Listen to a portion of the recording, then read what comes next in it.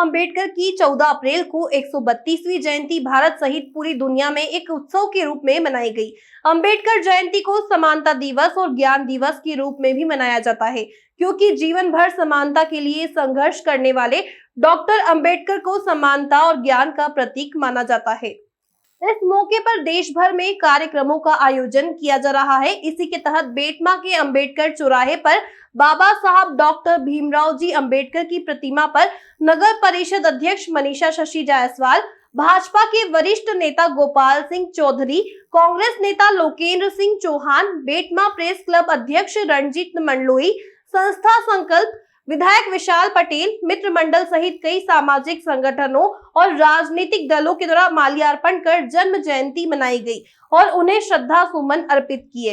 इस अवसर पर भीम सेना के द्वारा नगर में रैली निकाली गई, जिसका अनेकों जगह मंचों से पुष्प वर्षा कर स्वागत किया गया।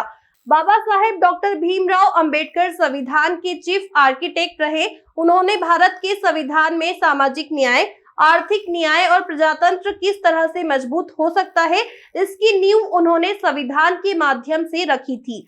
निर्मल पेरुलिया की रिपोर्ट। भारत रत्न डॉक्टर भीमराव जयंती के 132वीं जयंती की आप सभी को बहुत बहुत बधाई और बहुत बहुत शुभकामना। डॉक्टर भीमराव अंबेडकर जी ने भारत संविधान की रचना की और उन्होंने सभी वर्गों को बहुत सामान्य समाजों का सभी का ध्यान रखा और उन्होंने सभी समाज की बहुत रचना की। डॉक्टर भीमराव अंबेडकर को मैं सशक्त नमन करती हूँ। उन्होंने सभी समाजों और सभी वर्गों का बहुत से ध्यान दिया और बहुत बहुत बधाई और सशक्त नमन करती हूँ। भीमराव अंबेडकर की जयंती के उपलक्ष्य में ये कार्यक्रम आयोजित किया गया है।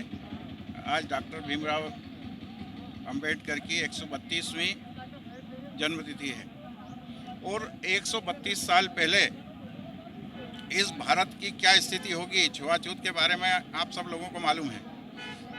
उस समय उन्होंने समाज में संघर्ष करके और सबको साथ सबका विकास या समरसता के हिसाब से उन्होंने काम किया, परंतु उनको भी कई प्रताड़नाएं झेलनी पड़ी। उनको छुआछूत के मामले में आपको मालूम हो तो बड़ौदा के महाराजा के यहाँ पे उन्होंने सर्विस करी थी। बड़ौदा महाराजा ने उनको पढ़ाने में भी मदद करी थी, परंतु जहाँ वो ऑफिस में काम करते थे चपरासी उनको पानी नहीं पिलाता था और वो खुद स्वयं अपने हाथ से पानी पीते थे। और ऐसा संघर्ष करते हुए उनको एक बार मन में ऐसी ग्लानि पैदा हुई कि इस हिंदू धर्म को छोड़ देना चाहिए मुझे। तो कई मुस्लिम धर्म के लोगों ने कहा कि आप मुस्लिम बन जाइए, पर उनके मन में एक बात थी कि हिंदू धर्म को कम से कम नुकसान हो, इसलिए उन्होंने बुद्ध धर्म ज्वाइन किया और बुद्धिस्ट बने। ऐसे करके उन्होंने इस संविधान के निर्माता के जो संविधान समिति के अध्यक्ष थे, उन्होंने इस भारत का संविधान बनाया।